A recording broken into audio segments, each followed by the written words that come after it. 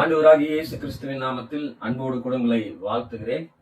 உபவாச நாட்களில நம்மை சீர் செய்யப்பட வேண்டிய காரியங்களில ஒன்று, லூக்கா 6ஆம் அதிகாரம் 41, 42 ஆகிய வசனங்களில, நீ உன் கண்ணில் இருக்கிற உத்திரத்தை உணராமல் உன் சகோதரன் கண்ணில் இருக்கிற துரும்பை பார்க்கிறது என்ன என்று ஆண்டவராகிய இயேசு கிறிஸ்து கேள்வி கேட்கிறார்.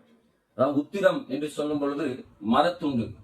நம்முடைய கண்களிலே மரத்துண்டை வைத்துக் கொண்டு மற்றவர்களுடைய கண்களில் இருக்கிற சின்ன தூசியை நீ பார்ப்பது என்ன? முதலாவது உன் கண்ணில் இருக்கிற மரத்துண்டை எடுத்து போடு, பிறகு உன் சகோதரன் கண்ணில் இருக்கிற தூசியை நீ எடுக்கலாம் என்று சொல்லி ஆண்டவர் அறிவுறுத்துகிறார்.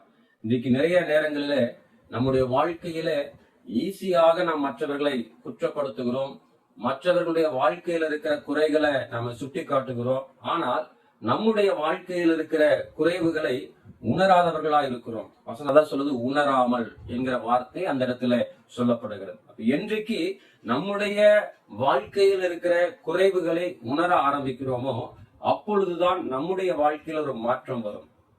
பிரச்சாரத்திலே கையும் மெய்யுமாய் பிடிக்கப்பட்ட பெண்ணை அநேகர் அழைத்து கொண்டு வந்து அவளை கல்லெறியும்படியாக சொல்லும் போது இயேசு கிறிஸ்து சொல்லுகிறார், உங்களிலே பாவம் செய்யாதவன் முதலாவது இவள் மேல் கல்லெறியட்டும் என்று சொல்லி அவர்கள் மனசாட்சியிலே குத்தப்பட்டவர்களாக, உணர்த்தப்பட்டவர்களாக திரும்பி போனார்கள் என்று சொல்லி வசனம் சொல்லுகிறது. இதை கேட்டுக்கொண்டிருக்கிற அன்பான தேவனுடைய பிள்ளைகளே, இந்த உபவாச நாட்களில நம்முடைய குறைகளை உணர்கிற இருதயத்தை தாரும் என்று தேவனிடத்துல கேட்க வேண்டும். ஏன்னா நம்முடைய வாழ்க்கையில அநேக குறைவுகள் உண்டு.